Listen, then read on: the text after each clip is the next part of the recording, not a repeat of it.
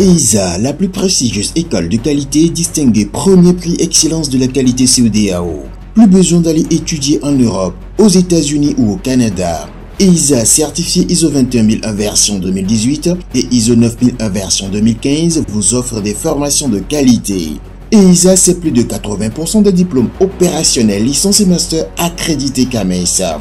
Nous pouvons avoir les mêmes formations que nous avons en Europe, nous pouvons bénéficier des mêmes formations et dans les mêmes conditions, avec bien sûr en surcoût quelque chose de moins cher et adapté à notre environnement.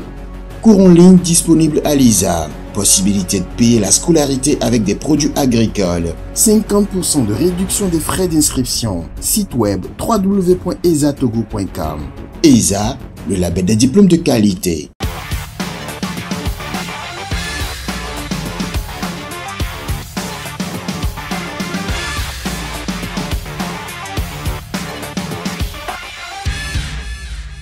Avec 3 nuls, une défaite, les éperviers du Togo se retrouvent à la 4e place dans le groupe B, comptant pour les éliminatoires mondiales 2026. Mais au-delà du mondial de 2026, le Togo a déjà raté 3 CAN, ce qui n'a pas manqué de pousser l'international Emmanuel Adebayor, qui était monté au créneau ces derniers temps sur les réseaux sociaux, en réglant les comptes un peu à tout le monde, à la fois le public sportif, les dirigeants de la fédération, ses coéquipiers, etc. Mais avant même de voir ce pourquoi les éperviers n'arrivent plus à gagner depuis un bon moment, nous allons d'abord, quand même dans un premier temps, nous interroger sur les dernières sorties d'Adebayor avant de traiter la question même de façon holistique. Et pour en parler, j'ai ici au plateau Monsieur Aimé Ekpe, qui est le directeur du journal sportif L'Équipe. Il est également le directeur de la Maison de la Presse. Il est encore le correspondant sportif de la chaîne BBC. Monsieur Aimé Ekpe, bonsoir. Oui, bonsoir. Eh bien, c'est un plaisir pour nous de vous retrouver ici au plateau. Et très rapidement, on commence avec Emmanuel Adebayor. Vous avez certainement suivi les dernières sorties d'Emmanuel Adebayor ces derniers temps qui ont beaucoup fait jaser sur les réseaux sociaux. Et apparemment, il n'en a même pas encore fini parce que c'est quasi quotidien maintenant, c'est sorti sur les réseaux sociaux, déjà même dans la forme. Qu'est-ce que ça vous inspire, le grand déballage que Emmanuel Adebayor essaie de faire ces temps-ci? Vous avez dit que c'est du déballage. Et donc, ça, il faut le prendre comme tel.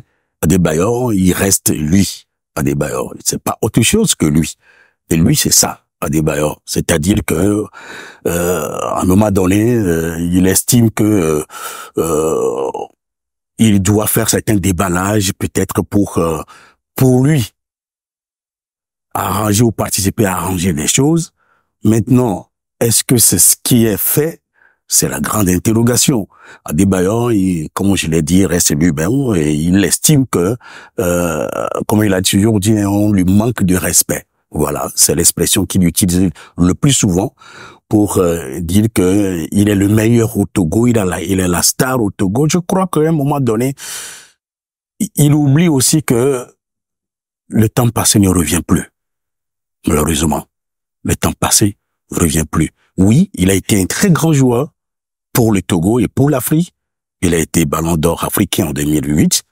On lui reconnaît tout cela. Il a joué dans des très grands clubs, comme le meilleur club du monde, le Real Madrid, où il avait été prêté 6 mois durant une saison donnée. Oui, il a été, disons, le joueur togolais qui a le plus fait carrière dans les grands clubs. Mais est-ce que vous pensez que le Togo le valorise autant à sa juste valeur? Parce qu'apparemment, c'est de ça qu'il est question pour lui. Il se sent très frustré parce qu'il estime que le pays ne le valorise pas autant. Oui, c'est ce qu'il dit et c'est ce qu'il transparaît à travers toutes ces sorties médiatiques, en fait. Bon, sur les réseaux sociaux. Mais je crois qu'il aurait dû peut-être le faire ailleurs ou bien moins sur les réseaux sociaux, mais parce que c'est vrai que on aurait dû l'utiliser autrement, mais est-ce qu'il offre aussi l'opportunité ou l'occasion pour qu'il soit utilisé de cette manière? C'est aussi la grande question. Je ne connais pas trop ses relations avec la fédération. Je sais que il y a des bruits. Il y a des bruits. Il est aussi bien avec. Oui, il y a des bruits avec le président de la fédération. Il y a des bruits avec le staff technique. Il a eu des bruits avec Madame le ministre. Oui. Bon. Et à chaque fois, il pense que c'est lui qui a raison, ou plutôt qu'il a incompris. Voilà, je crois qu'il faudra prendre la chose de cette manière philosophique. Okay.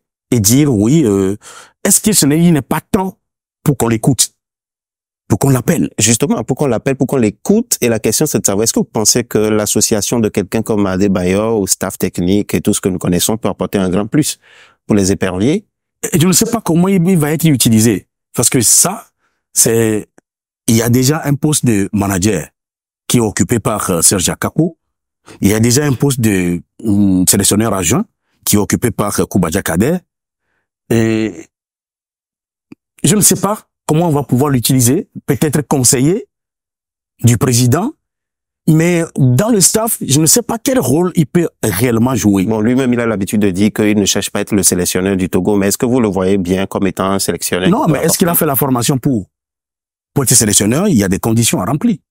Il faut avoir les diplômes. Diplôme d'entraîneur, bien entendu. Il ne parle pas d'aller à l'école nord. Non. Pour être entraîneur, il faut faire une formation qui aboutit à des diplômes, n'est-ce pas? Et naturellement, c'est sur le CV qu'on recrute. Et je ne pense pas que il ait atteint ce niveau-là.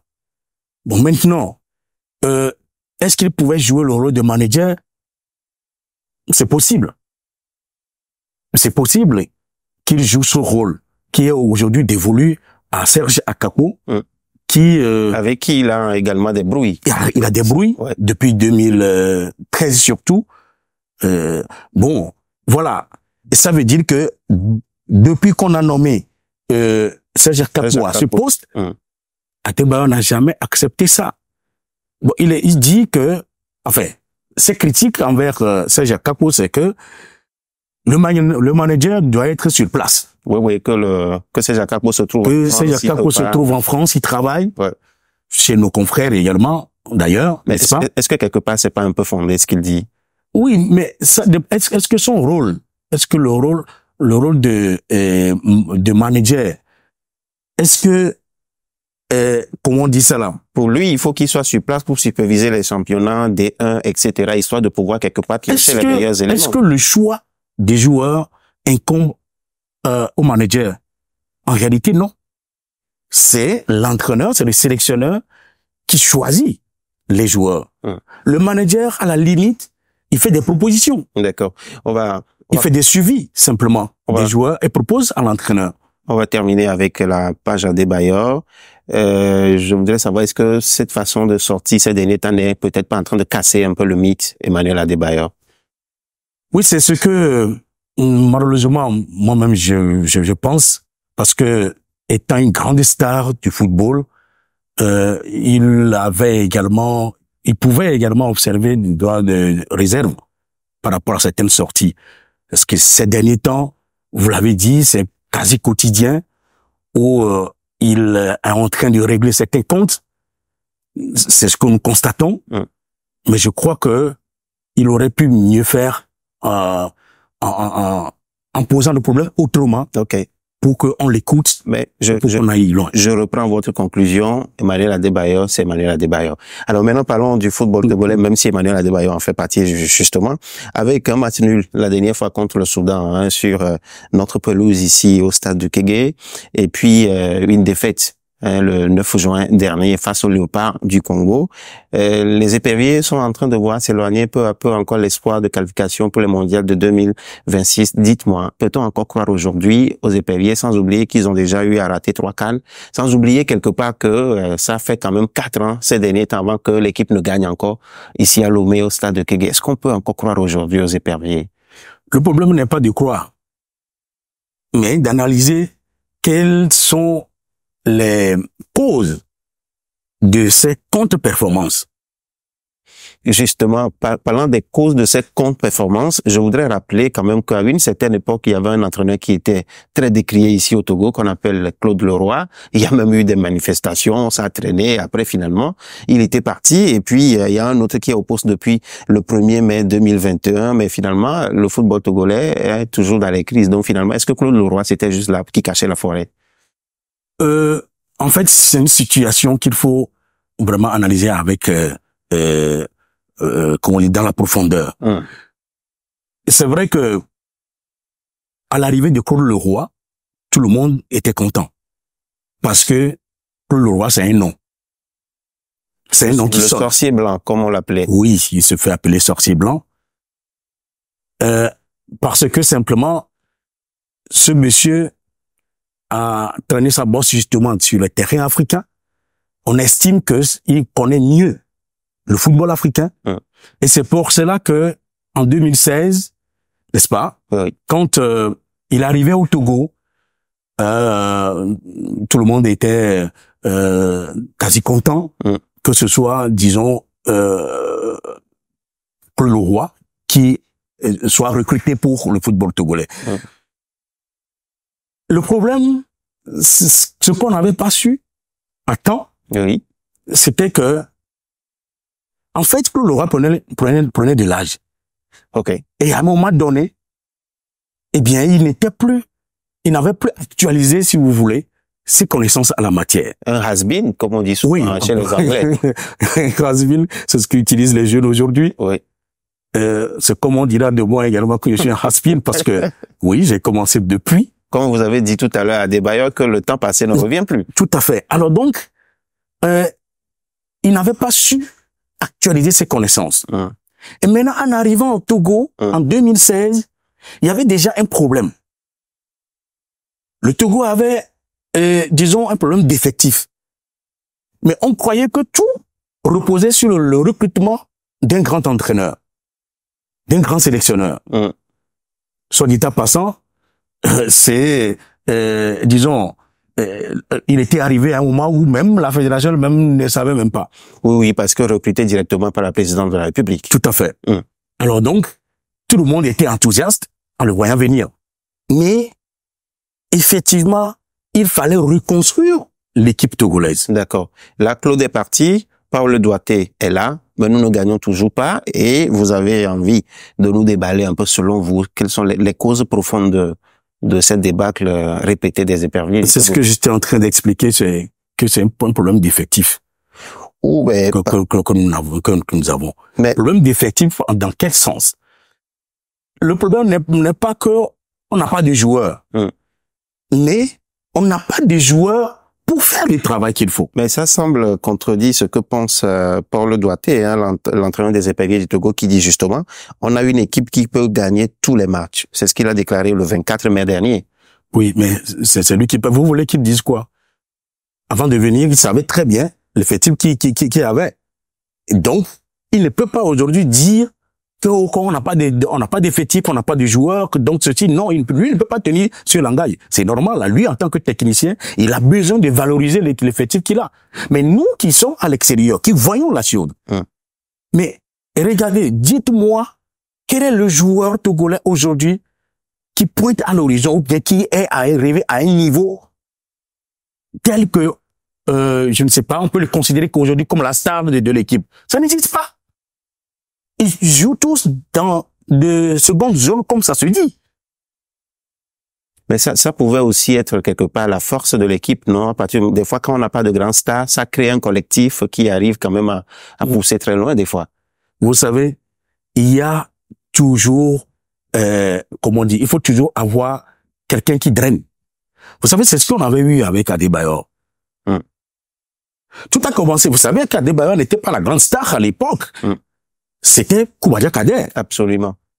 Et d'ailleurs, c'est le seul qui a pu marquer d'ailleurs un but au mondial pour le Togo, pour la seule participation du Togo au mondial. Cette affaire-là aussi revient souvent sur les réseaux sociaux. Adebayor dit il n'est pas d'accord que on dise que c'est lui qui est le meilleur buteur de la sélection, etc. Donc, oui. Donc, à l'époque, il y avait Koubadia Kader qui drainait l'équipe. Après, Adebayor a pris le relais. Oui. Et juste parce après. Que juste avant Koubadia Kader, il y avait, comment on dit, Salou Bachirou. Oui. Salou Bachirou, Salou Tadjou. Yeah. Voyez-vous? Et comment on dit, Koubadia est arrivé. Quand Bachirou est parti, il était devenu le leader. Et juste après, Adebayor est arrivé. Moi, j'ai vu le début d'Adebayor. Mais maintenant, après Adebayor, il n'y a plus grand-chose. C'est ça le problème. C'est que quand Adebayor est parti, au fait, le problème que le Togo a aussi, c'est quoi?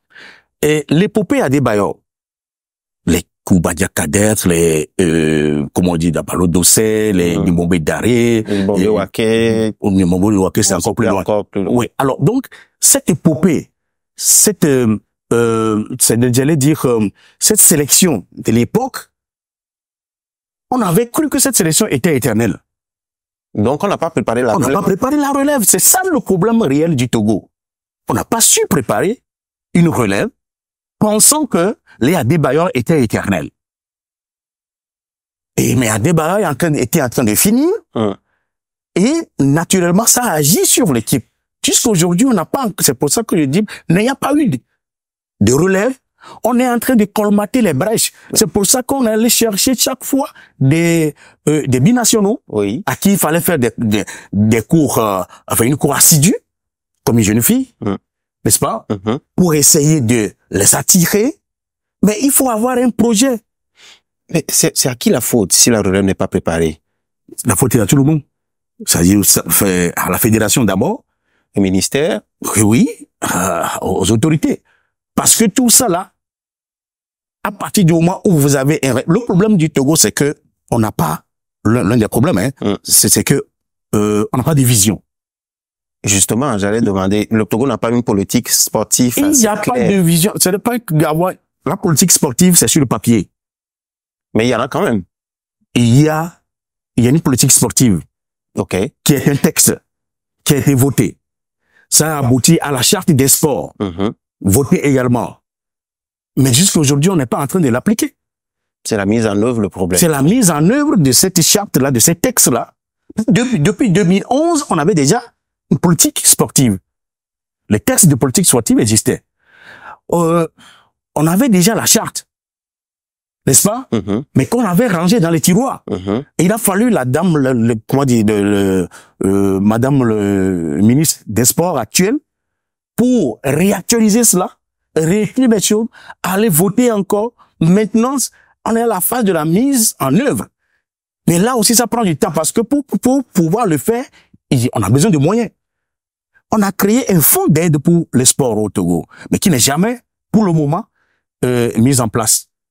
Le fonds existe sur le papier. On a déjà identifié même les sources de financement de ce fonds-là. Il devrait permettre à booster le football au Togo, les sports au Togo. Mais tant que vous n'avez pas ça, ça dit qu'on continue de tergiverser. Mais on continue de tergiverser, mais quand on voit les championnats D1, nos championnats première division, etc. et tout, est-ce qu'on dira que ce n'est pas aussi assez compétitif? C'est pour ça que quelque part la relève n'est toujours pas. Mais c'est une évidence. Vous faites quel championnat? C'est un championnat amateur. Ce n'est pas encore professionnel. Les gens se débrouillent, n'est-ce pas? Mais depuis 4 années, c'est ASCO de Kara et ASK de Kara, c'est les 2 clubs qui sont toujours en tête. Donc on a l'impression à un moment donné que au Togo, les championnats délivrent des leaders et non des champions. Ça, c'est mon analyse. Ça, c'est mon analyse. Parce que déjà, au début du championnat, tu sais qui va être leader à la fin. Qui va être champion entre griffes. Oui, champion. Oui. Alors donc, ça veut dire quoi? Qu'il y a un problème. Il y a forcément un problème d'organisation, un problème de management des clubs. J'avais dit depuis longtemps dans mes analyses que il ne faudra pas attendre qu'on décrète la professionnalisation avant que les clubs eux-mêmes ne commencent à professionnaliser leur gestion. Ça n'a jamais été fait. Parce que, en fait, si les clubs avaient professionnalisé leur gestion, n'est-ce pas, on en serait déjà loin. Mais on attend qu'on décrète d'abord la professionnalisation, et là, vous savez, on a décrété la professionnalisation. Maintenant, les clubs tardent à prendre le train là parce que justement n'étaient pas préparés pour faire une gestion professionnelle. D'accord. Mais au-delà de tout ça, est-ce que c'est quelque part aussi, n'est-ce pas, le fait que les gens qui sont en charge quelque part du football ou du sport ne parlent peut-être pas la même voix, le même langage. Je rappelle que déjà en octobre dernier, en octobre 2023, Emmanuel Adebayor, encore lui, avait à l'époque déjà tiré la sonnette d'alarme en rappelant que le football ne peut pas avancer à partir du moment où le président de la fédération et puis le ministère ne s'entendent pas. Qu'est-ce qui arrive aux deux là? Pourquoi les deux institutions ne s'entendent pas? Bon, c'est ce qu'on constate. Maintenant, quel est le problème entre eux Personne ne veut en parler. Bon, vous êtes journaliste, oui, vous pourriez avoir des bruits de couloir. Qu'est-ce que ça raconte dans les couloirs? Oui, mais ces bruits de couloir ne pourront pas, disons, être exploités à bon escient parce qu'il faut que ça soit objectif. Quand je déclare quelque chose aujourd'hui, il faut que je sois à même de pouvoir prouver. Oui. Mais si je ne prouve pas, ça veut dire que je fais des allégations. Oui, nous constatons tous qu'il y a des bisbilles entre le ministère des Sports et la Fédération togolaise de football. Pas que la Fédération togolaise de football, il y a encore d'autres fédérations également qui ont le même problème avec le ministère des Sports. Maintenant, qu'est-ce qui est sous-jacent? Qu'est-ce qui crée le problème? Juste aujourd'hui, personne n'est en mesure de dire avec exactitude quel est le problème entre les deux institutions. Vous savez, le ministère, en réalité, on connaît son rôle, c'est de gérer politiquement la chose. Il y a une délégation de pouvoir qui est donnée aux fédérations. Alors, à partir du moment où c'est une délégation de pouvoir, je pense, à mon humble avis, qu'il faut laisser justement ces fédérations être autonomes et rendre compte. Donc c'est un peu comme les situations d'ingérence, un peu comme ça se passe au Cameroun, mais qui disent pas leur nom par ici. Oui, mais c'est une situation similaire par hasard. Sauf que c'est un peu plus prononcé au Cameroun. De l'autre côté. Donc ici, mais on le dit pas. C'est presque la même. Oui, c'est comme la même chose. Quand vous voyez, c'est presque la même chose. Et puis quand vous avez également un colonel à la fédération qui est taciturne, il parle pas. Mais voyez-vous, hein, c'est un peu difficile à comprendre, c'est un peu difficile à cerner, mais on voit qu'il veut faire des efforts. Mais ces efforts ne donnent pas trop. C'est ça aussi le problème. Maintenant, qu'est-ce qui constitue le handicap pour que ça ne marche pas? C'est la grande question qu'on se pose. Et c'est pour ça que moi, je reviens toujours à la case départ par rapport à notre sélection. C'est parce qu'on n'avait pas bien géré la fin de carrière de ces stars-là qui partaient. Que nous avions à l'époque. Alors, est-ce que vous pensez qu'aujourd'hui, en termes de solutions de sortie des crises, vous pensez qu'il faudrait quelque part organiser une assise nationale du sport? Peut-être arriver à mettre autour d'une table tous les acteurs du sport? Ça, c'est politique. Ça, c'est politique. C'est une décision politique. Que seul Ford Gnassingbé peut prendre ou le ministère? Non, ce n'est pas le ministère. Ça dépasse le ministère également, puisque le ministère, à un moment donné, est aussi acteur de ces problèmes-là. Alors, il faudrait que la décision vienne de quelque part, de plus haut, et que on se dise, bon, voilà, on va se retrouver pour se dire la vérité sur certains aspects, et que, oui, on accepte de recommencer. Tant que nous n'avons pas fait ça, c'est une solution, hein. Les assises, c'est possible, mais aussi qu'à un moment donné, chacun rentre dans son carré de conscience, n'est-ce pas? Oui.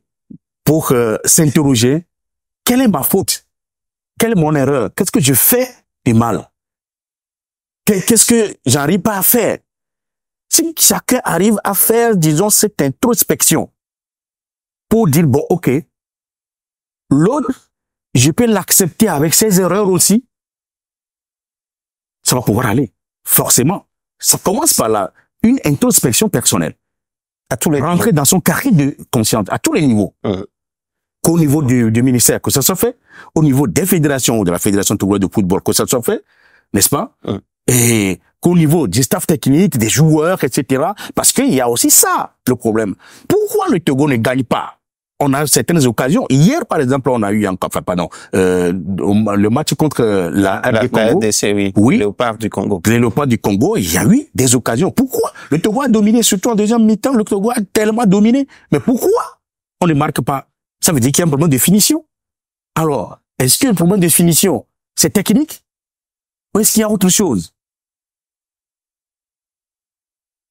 Voyez-vous, c'est autant d'interrogations, autant de questions qu'il faudra se poser et voir dans quelle mesure on pourra commencer à répondre. Et se fixer des objectifs. J'avais dit tout à l'heure que nous n'avons pas de vision. Or, c'est la vision qui amène à se fixer des objectifs à partir des ambitions que vous aurez préalablement établies. Je parle de vision, les ambitions, les objectifs Maintenant, comment arriver à atteindre ces objectifs pour justement aller à ma vision? Et c'est là où vous sollicitez Fogna Tsingbe personnellement, parce qu'il y a que lui qui pourra quelque part siffler la fin de la récréation. Si on estime que la décision doit venir du haut, si on estime qu'on est toujours en récréation. Ok, très bien. Mais merci pour ce temps passé ici au plateau, c'est un plaisir. Je pense que tout le monde saura attirer ce qui est attiré. Et pour ma part, je dis tout simplement au peuple togolais qui me suit actuellement que Dieu vous bénisse et qu'il continue toujours de vous bénir pour le soutien que vous apportez aux éperviers du Togo. Plaisir partagé. Plaisir partagé, à la prochaine. Plaisir partagé, à la prochaine. Plaisir partagé, à la prochaine. Plaisir partagé. École supérieure des affaires ESA. ESA, le label des diplômes de qualité.